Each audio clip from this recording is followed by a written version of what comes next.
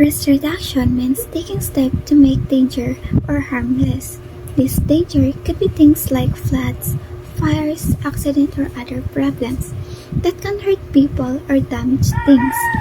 The main goal of the risk reduction is to keep people safe and protect homes, schools, and communities.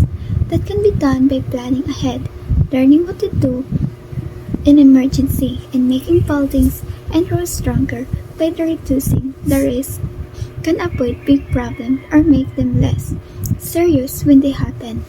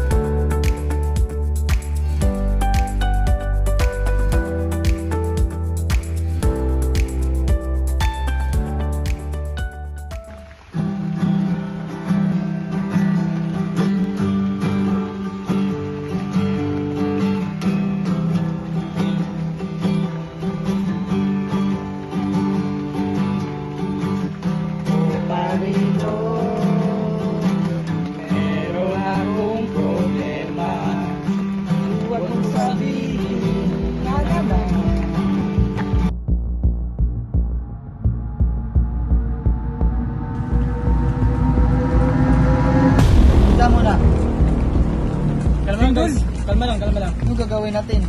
Lock, cover, and hold. Pagkatapos ng lindol, labas tayo sa malawak na lugar. Basta malayo sa mga building.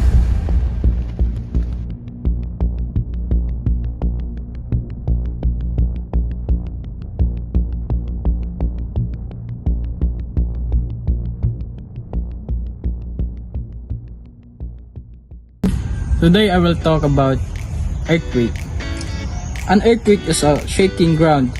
This happens when the rock deep underground suddenly break or move. It can be happen anytime or sometimes it can be very strong. Earthquake happen because the earth is made of big pieces called plates. These plates move slowly and sometimes they hit or slide piece each other. When they break or get stuck, the ground above shakes. During an earthquake, it's important to stay calm and protect yourself. Duck, cover, and hold. That means duck under the table, cover your head, and hold until the shaking stops. Earthquake cannot be stopped, but we can be ready. Being prepared can help save lives. Thank you and stay safe.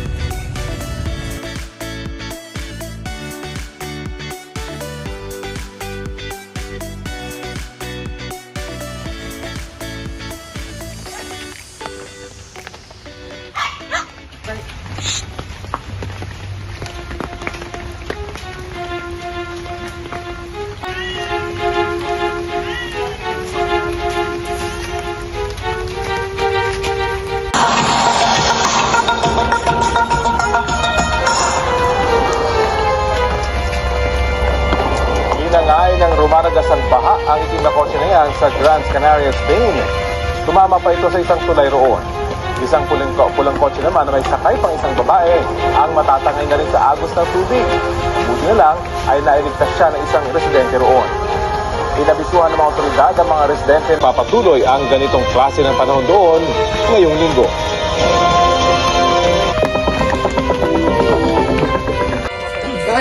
Tay, kailangan na natin lumipat. Mataas ng tubig sa creek. Galing ako dun. Ha? Kakapanood ko lang ng balitang may baha. Yung mga gamit natin, Tay. Nandito na, inayos na ng mga kapatid mo. Tara na, Tay. lumikas na tayo. Mga anak, tara na. Saan po ba tayo pupunta, Tay? Tara na tayo sa evacuation center. What is heavy rain? Heavy rain means that a lot of rain falls in just a short time. When this happens, the ground, river, and canals may not be able to hold all the waters.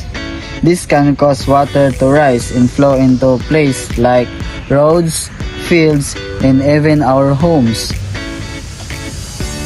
And what is flood?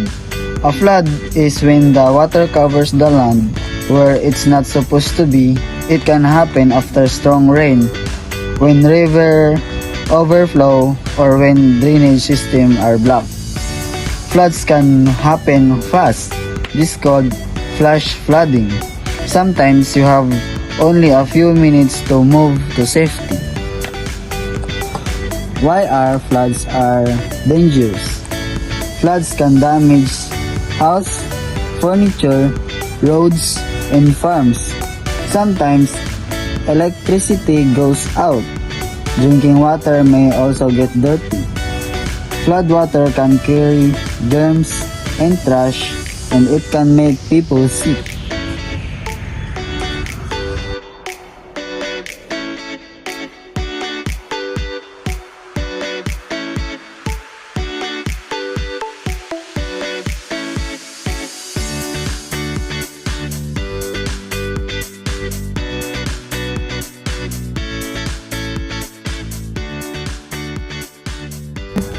Grabe yung sakuna sa amin, pre. Palagi na lang eh. Sa baha. Sa baha, lalo na sa baha.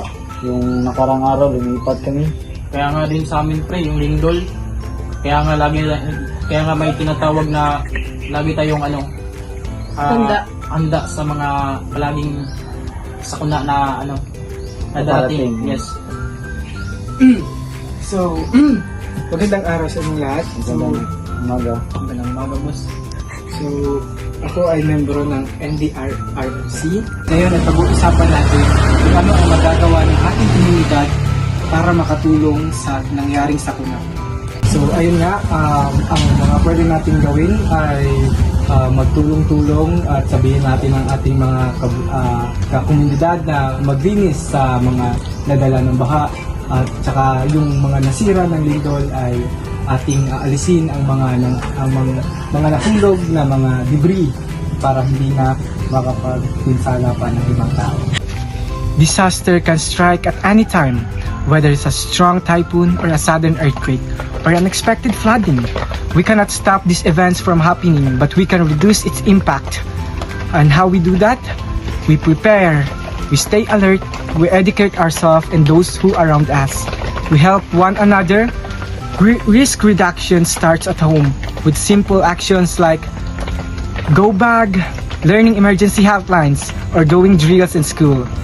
It continues in the community when neighbors warn each other, when families check on one another. And when we work together after a disaster, it doesn't take superpowers to save lives. It's just take preparedness and unity. Let's not wait for danger to strike before we act. Let us be kind of people who are always ready, not just for ourselves but for safety of everyone around us. Because we prepared, we act, and we can prevent. And when unite, we survive. As we say in Tagalog, kung may paghahanda, may pag-asa, at kung may pagkakaisa, may kaligtasan. At yun lamang po, at lagi nating tandaan, ligtas ang may alam.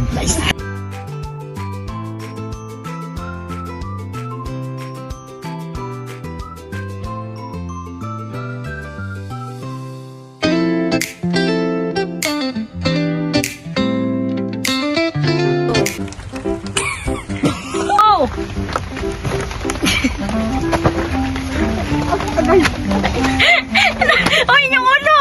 Sabi yung pagnaligid, pre. Grabe din ang pagbaha pre agit. Sigit-sigit ang agit. Problema. One, two, three, 1, 2, 3, go. Okay lang. Go. Pagkatapos ng lindol, labas tayo sa malawak na lugar. Sa malayong mga... Teka muna. Lindol! Kalma lang guys. Anong gagawin natin? Duck, cover, and hold. Ha?